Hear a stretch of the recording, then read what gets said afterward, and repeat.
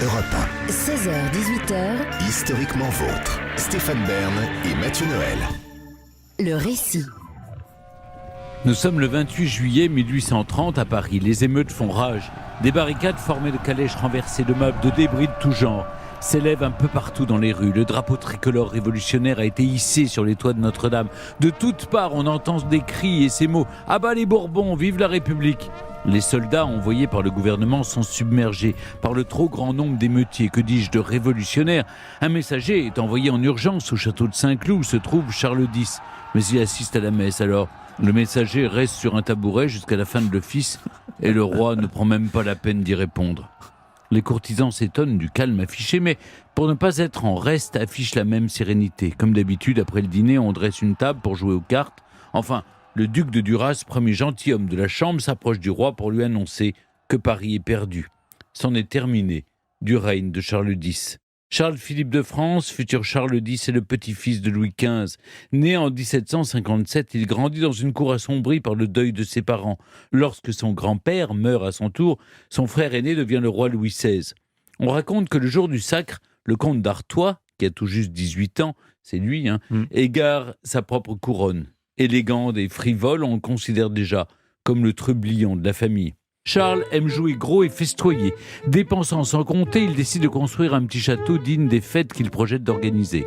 Marie-Antoinette, l'épouse de Louis XVI, met son beau-frère au défi de réaliser cette construction en moins de 3 mois. Le comte d'Artois parie la somme de 100 000 livres. Jour et nuit, près de 900 ouvriers travaillent sans relâche pour achever le palais à temps et la construction coûte au moins le triple du montant du pari, si bien que le château est surnommé la folie d'Artois. Avec la Révolution, cette insouciance ne peut durer. Face aux dangers qui menacent sa famille, Louis XVI ordonne à son jeune frère de quitter la France. Qu'à cela ne tienne, de toute façon, le comte d'Artois est persuadé que la Révolution passera comme un mauvais orage. « Nous rentrerons dans 3 mois », s'exclame-t-il. Ces 3 mois vont en fait durer 25 ans. En exil, le comte d'Artois fait bien peu de cas de son épouse, est rejoint par Madame de Polastron, sa maîtresse adorée.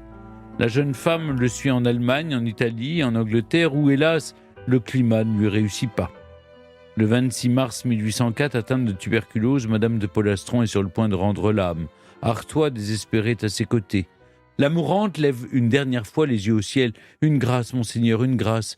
Soyez à Dieu, tout à Dieu. » Bouleversé, le comte d'Artois répond « Je le jure. » La disparition de celle qui était présente à ses côtés pendant toutes ces années marque irrémédiablement le prince. Sa frivolité s'est envolée.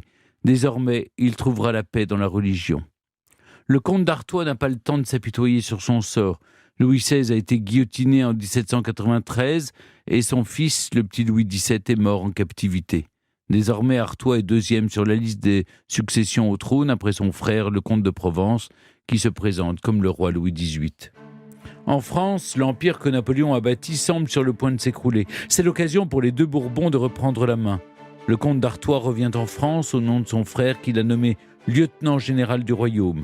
À peine est-il arrivé qu'Artois est contacté par des agents royalistes. « Nous sommes résolus à jouer une partie décisive », leur aurait-il dit. « Le roi viendra dès que les événements le permettront. Quant à moi, je suis en France et je n'en sortirai pas. » Effectivement, quelques mois plus tard, Louis XVIII, soutenu par l'Empire autrichien, le royaume de Prusse et la Russie montent sur le trône. Le nouveau roi mène une politique de réconciliation avec les anciens révolutionnaires, mais sa santé lui fait défaut. Et bientôt, c'est Artois qui nomme les ministres, devenant le maître occulte du gouvernement.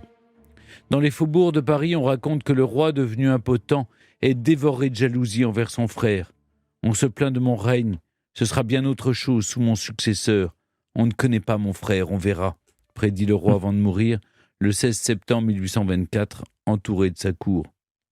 Lorsque le souverain pousse son dernier soupir, un gentilhomme laisse retomber le rideau de son lit, s'approche du comte d'Artois et dit « Sire, le roi est mort ».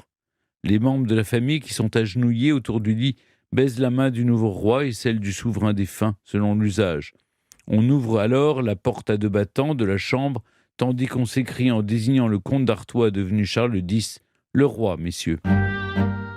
Pour inaugurer son règne, Charles X remet au goût du jour le traditionnel sacre des rois de France à Reims. La cérémonie se veut grandiose. Elle témoigne surtout d'une volonté de retour en arrière, avant la Révolution, quand la monarchie était absolue et de droit divin. La ville se transforme sous les tentures, les drapeaux et les arcs de triomphe. Pour l'occasion, le roi a entièrement fait recouvrir d'or son carrosse. Il est si lourd qu'il faut 8 chevaux pour le tirer. Le 28 mai 1825, le roi se met en route vers Reims avec son fils, le dauphin. Soudain, une immense détonation se fait entendre. C'est la garde qui tire une salve pour saluer le passage du nouveau monarque. Les chevaux effrayés s'emballent, bousculant tout sur leur passage. Il est impossible de les arrêter et Charles X pense voir sa dernière heure arriver. Au bout d'un quart d'heure, on parvient enfin à maîtriser les montures. Le roi est sain et sauf, mais la foule murmure sur son passage que c'est un mauvais présage. Dès le lendemain de la cérémonie, des pamphlets circulent en cachette pour discréditer Charles X dans l'opinion.